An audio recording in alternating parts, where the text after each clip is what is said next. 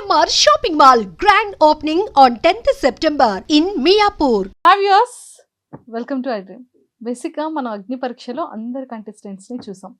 ఎవరు ఎంత టఫ్ ఉన్నారో చూసాం, ఎవరి స్టోరీస్ ఎలా ఉన్నాయో కూడా మనం చూసాం. కొంతమంది స్టోరీస్, కొంతమంది వాళ్ళ కెరియర్స్ సెటిల్మెంట్ కోసం వచ్చారు. కొంతమంది ఉమెన్స్ వాళ్ళ యొక్క లైఫ్ స్టైల్ని ఒక చాలా ఇన్స్పిరేషన్గా వెళ్ళాలి, యాజ్ ఎ స్ట్రాంగ్ ఉమెన్గా నేను కూడా సొసైటీలో ఉండాలి అని చాలా స్ట్రాంగ్గా ఉన్న కంటెస్టెంట్స్ కూడా వచ్చారు. అలాంటి కంటెస్టెంట్లో ఈరోజు నా ముందు ఉన్న ఒక బ్యూటిఫుల్ స్ట్రాంగ్ ఉమెన్ కంటెస్టెంట్ నా ముందున్నారు. సో ఇప్పటికే నాకు తెలిసి మీరు ఎవరైనా గెస్ట్ చేశారు. ఎస్, దాలియా షరీఫ్ ఉన్నారు. సో తనతో మాట్లాడి చాలా విషయాలు తెలుసుకుందాం. Hi. Hello, hi. Strong women అనాలా, పవర్ ఉమెన్ అనాలా, లేకపోతే సూపర్ ఉమెన్ అనాలా? స్ట్రాంగ్ ఉమెన్ అనండి. స్ట్రాంగ్ ఉమెన్ అనాలి. Okay. So dahlia proper Hyderabad? Yeah, proper Hyderabad కాదు, ఐ మీన్ డిఫరెంట్ ప్లేసెస్. నేను పుట్టింది కాకినాడ, పెరిగినంత కరీంనగర్, తర్వాత జాబ్ వల్ల మొత్తం హైదరాబాద్. సో అన్ని మిక్స్డ్, ఇంకా అన్ని మిక్స్డ్. కానీ పుట్టింది కాకినాడ. కాకినాడ పిల్ల. కాకినాడ పిల్ల అని కాదు, కరీంనగర్ పిల్ల అనుకోండి. బికాజ్ నా స్కూలింగ్ కానీ కాలేజ్ కానీ అన్ని అక్కడే. నేను జాబ్ కోసం హైదరాబాద్ వచ్చి ఇక్కడ సెటిల్ అయిపోయా. ఇంకా ఓకే. సో పేరెంట్స్, అమ్మ నాన్న ఏం చేస్తుంటారు? అమ్మ నాన్న బోత్ అట్ హోమ్, నేనే చూసుకుంటా ఇంట్లో. అవునా? చిన్నప్పటి నుండి ఏం చేసేవాళ్ళు డాడీ? చిన్నప్పటి నుంచి డాడ్ తను ఫైనాన్సెస్ ఇవ్వడం ఆ జాబ్ చేసేవాళ్ళు. తర్వాత ఇష్యూస్ వల్ల తను జాబ్ మానేశారు. ఇంకా నేను 6th క్లాస్ నుంచి ఐ స్టార్టెడ్ ఎర్నింగ్ అన్నట్టు.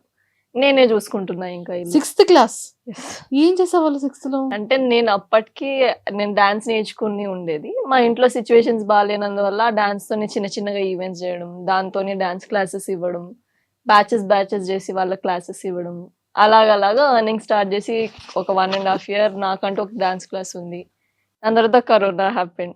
అది అలా పక్కకి వెళ్ళి నేను ఇంకా హైదరాబాద్ రావడం జరిగింది. బికాస్ ఆఫ్ దాట్ అక్కడి నుంచి నేను హైదరాబాద్కి వచ్చి కష్టాలు అన్నీ అయ్యాక now I am into fitness.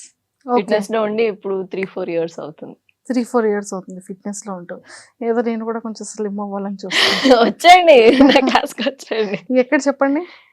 Banjara hills వచ్చేయండి. అమ్మో, చాలా దూరమే. సో అక్కడ ఓన్ ఫిట్నెస్ స్టూడియో? లేదు, I'm doing a job there.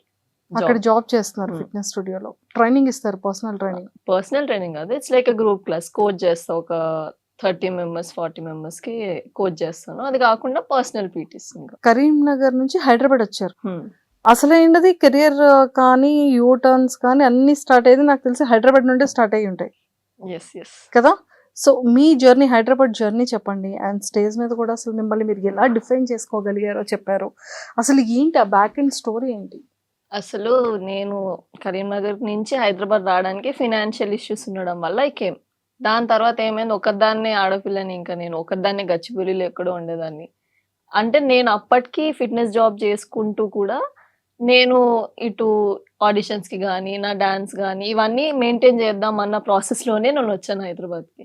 ఇంకా ఇక్కడికి వచ్చాక ఈ ఆడిషన్స్కి ఇంటర్వ్యూస్కి తిరిగినప్పుడు ఎక్కడో జరిగిన ఒక ఇన్సిడెంట్, నేను మళ్ళీ అది చెప్పాలనుకోవట్లేదు. ఇట్ హ్యాపెండ్, అయిపోయింది. That's to a strong side. అది అవ్వకపోతే మేబీ నేను ఇంత స్ట్రాంగ్ అయ్యేదాన్ని కాదు. దాని తర్వాత ఐ ఫెల్ట్ ఒక్కరే ఉన్న హైదరాబాద్లో, అందరూ సపోర్ట్ లేకుండా దాంట్లో నుంచి నేనే బయటకు వచ్చి నేనే మళ్ళీ జాబ్ చేసుకుని చాలా కంపెనీస్ షిఫ్ట్ అయ్యి ఇవన్నీ చేసిన. ఐ ఫెల్ట్ సమ్వేర్ ఒక స్ట్రాంగ్ ఉమెన్ ఇంకో స్ట్రాంగ్ ఉమెన్కి దట్ షుడ్ బీ దేర్. ఎందుకంటే ఇప్పుడు ఇంత పెద్ద అగ్ని పరీక్ష లాంటి స్టేజ్ వస్తే అలాంటి టాపిక్ మాట్లాడడం, దట్స్ అ చాయిస్ ఫస్ట్. ఎందుకంటే అందరూ మాట్లాడడం పెద్ద చాయిస్. దానివల్ల వచ్చే నెగిటివ్ కామెంట్స్ కానీ నెగిటివ్ హేట్రెడ్ కానీ అది చాలా ఎక్కువ ఉంది బయట. అగ్ని పరీక్ష నుంచి అంటే దాన్ని మీరు ఎలా ఫైట్ చేశారనేది ఎవరు చూడలేదు. ఏంటి నెగిటివ్ కామెంట్స్ ఏంటి, ఆ పిల్ల డ్రెస్సింగ్ ఎలా ఉందో ఆ టైంలో, ఆ పిల్ల ఆ టైంలో అక్కడ ఎందుకుంది, అసలు నువ్వు ఆ సిచ్యువేషన్ ఉండడానికి నువ్వే రీజన్ కావచ్చు, ఇవన్నీ వచ్చాయి దాంట్లో నుంచి. దే నెవర్ థాట్ బ్యాక్ స్టోరీలో ఆ పిల్ల ఎంత స్ట్రాంగ్ గా దాని నుంచి బయటకు వచ్చింది. ఆ పిల్ల ఎవరికి చెప్పుకోకుండా కూడా తన లైఫ్ లో ఇవన్నీ పాస్ అయ్యి తను అందరితో నార్మల్ గా ఉంటూ ఇలా ఉంటుంది అన్న పాయింట్ ఎవరికి అర్థం కాలేదు. నేను అదే చెప్దామని వచ్చా స్టేజ్ మీదకి. వాళ్ళందరూ ఎలా అంటే, ఇప్పుడు అగ్ని పరీక్ష లాంటి షోకి వచ్చి ఇది చెప్పేస్తే నీకు సింపతి వచ్చేది. నేను సింపతి ఎప్పుడు అడగలేదు. సింపతి అడగకుండానే నేను ఇక్కడ వరకు వచ్చాను. అక్కడ ఏంటంటే మనకు ఒక డార్కెస్ట్ సీక్రెట్ ఏదైనా ఉంటే you can say to us అన్నప్పుడు నేను ఆ టాపిక్ తీసా. అది కాకుండా నేను చాలా మాట్లాడా ఆడిషన్లో. నా లైఫ్ స్టైల్ కానీ, లేకపోతే నేను ఎంత స్ట్రాంగ్ ఉన్నా, నా ఫిజికల్గా నేను నాకు ఎంత స్ట్రెంగ్త్ ఉంది, ఇవన్నీ మాట్లాడితే దే ఫెల్ట్ ఆ టాపిక్ నా స్టోరీలో ఎక్కడో హిట్టింగ్ అని వాళ్ళకి అనిపించి వాళ్ళది వేసేసరికి అది అందరూ పాజిటివ్గా తీసుకోకుండా సగం కన్నా ఎక్కువ మంది ఆ పిల్ల సిచ్యువేషన్ ఉండడానికి ఆ పిల్ల రీజన్ అని అన్నారు. అది నాకు అంటే ఎవరి నచ్చలేదు. రీజన్, ఎవరి సిచ్యువేషన్, బ్యాడ్ సిచ్యువేషన్ ఎవరికి వాళ్ళ రీజన్ అవ్వరు అంటే కదా. అది వాళ్ళ చెల్లికో అక్కకో అయితే అప్పుడు ఆ పిల్ల తప్పు కాదు అని వాళ్ళకి అప్పుడే అర్థమవుతుంది. నాకు అదే అర్థమైంది ఆ కామెంట్స్ చూస్తుంటే. ఇంతకీ ఆ స్టేజ్ మీద ఉన్నప్పుడు కూడా షర్ట్ కి బటన్స్ పెట్టుకోలేదు. Those are all silly comments. I thought మీరు కావాలి మీకు వినాలి అనుకున్నది నేను చెప్తే మీరు అది కాకుండా పక్కదంతా విన్నారు. It's okay. So before fitness కి బిఫోర్ ఎలా ఉండేవాళ్ళు? మీ వెయిట్, మీ పర్సన్? యెస్. అంటే నేను ఎప్పుడూ అంత ఓవర్ వెయిట్ ఏం లేకుండే. But I was a little నా ఫి చిన్నప్పటి నుంచి ఆమె డాన్సర్ కదా! సో, ఎప్పుడు నాకు డాన్సర్ ఉన్నప్పుడు కూడా 8 అవర్స్ ప్రాక్టీస్ ఉండడం డేలో. లేకపోతే నేను వేరే దగ్గరికెళ్ళి వర్క్ చేయడం. అలా మొత్తం డే అంతా ఫిజికల్ లైఫ్ స్టైల్. ఎక్కడో అక్కడ ఫిజికల్‌గా నేను ఉంటూనే వచ్చా. కానీ మధ్యలో ఒక జాబ్ చేశా. Where I have to SIT and నా వల్ల కాలేదు. నాకు అర్థమైంది మన కాళ్ళకి చక్రాలున్నాయి. మనం కూర్చుంటే మన వల్ల పనవ్వదు. అందుకు లేచి మళ్ళీ నా దానికి నేను వచ్చేసా. ఐ ఫెల్ట్ నేను కూర్చొని పనులు చేయలేను. మన వల్ల అవ్వదు. కుదురుగా మనం ఒక దగ్గర ఉండలేము అని నాకు తర్వాత అర్థమైంది. ఓకే. సో హైదరాబాద్ వచ్చిన తర్వాత మీరు నేర్చుకున్న లెసన్స్ ఏంటి? ఐ థింక్ జాబ్ అనుకోవచ్చు, లేకపోతే అంటే ఈవెంట్స్ ఆహ్, అనుకోవచ్చు. అలా అంటే ఒక పాయింట్‌లో అందరూ ఇప్పుడు మన ఫ్యామిలీ అయినా, మన ఫ్రెండ్స్ అయినా ఒక పాయింట్‌లో మన దగ్గర ఉండరు. వాళ్ళు లేనప్పుడు కూడా ఎలా సర్వైవ్ అవ్వాలి అన్నది నేను నేర్చుకున్నాను. ఎందుకంటే నేను చాలా చిన్న ఏజ్‌లో వచ్చా హైదరాబాద్‌కి. Like 16 years somewhere. ఆ ఏజ్‌లో మా మదర్‌కి షీస్ లైక్ నేను చిన్న పిల్లని మా ఇంట్లో. మా మమ్మీకేంటంటే ఎందుకు వదలడం? వద్దు ఉండని, ఇక్కడే ఉండని. ఇప్పుడు కష్టాలొస్తే వచ్చాయి. ఇప్పుడు నువ్వు జాబ్ జేసేస్తే మహా అయితే ఇంకో 10,000 ఎక్కువొస్తాయిరా. ఎందుకు ఇంట్లోనే ఉండు. ఇక్కడే చూసుకుందాం అన్న సిట్యుయేషన్ మా అమ్మదుండే. బట్ ఐ ఫెల్ట్ ఎవరో ఒకరు బయటికొస్తేనే ఫ్యామిలీ రేంజ్ పెరుగుద్ది. లేకపోతే అక్కడిదే ఉండిపోతాము అని నేను అక్కడి నుంచి వచ్చా. తర్వాత నాకు అర్థమైంది ఏంటంటే మమ్మీ వాళ్ళందరూ ఉంటే మనకు అర్థం కాదు. మనం కంఫర్టబుల్ లైఫ్‌లో కంఫర్టబుల్ ఒరాలో ఉంటాం ఇంట్లో.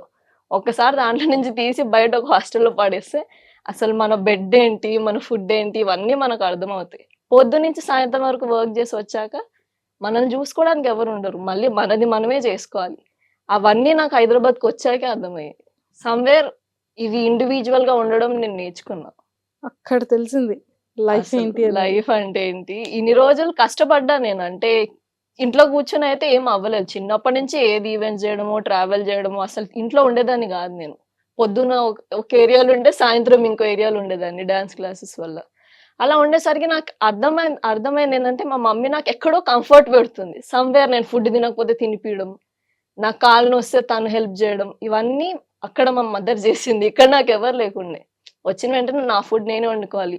హాస్టల్‌లో లేట్ అయిపోయేది నేనొచ్చేసరికి. నేనెళ్లి కింద కుకింగ్ జేసుకోవాలి. నాకు కుకింగ్ గూడా రాదు ఆ పాయింట్‌లో. నేనేం నేర్చుకోలే. మా అమ్మ నేర్పియలే మాకు. అక్కడికొచ్చాక నేర్చుకొని అన్నీ జేస్తుంటే అప్పుడు అర్థమైంది. మా మమ్మీ లేకపోతే ఇంత అవుద్దా లైఫ్‌లో. ఇవన్నీ నేర్చుకున్నా నేను ఒక్కదాన్నే హైదరాబాద్ వచ్చిన తర్వాత. సో మమ్మీ మిస్సింగ్ ఉండేనా ఆ టైంలో? చాలా. హ్మ్. వెరీ మామ్స్ కిడ్ అసలు. చిన్న టూత్ పేస్ట్ అక్కడుంది, ఇక్కడుంది అని గూడా మా అమ్మని అడిగేదాన్ని నేను. ఇప్పటికి అంతే.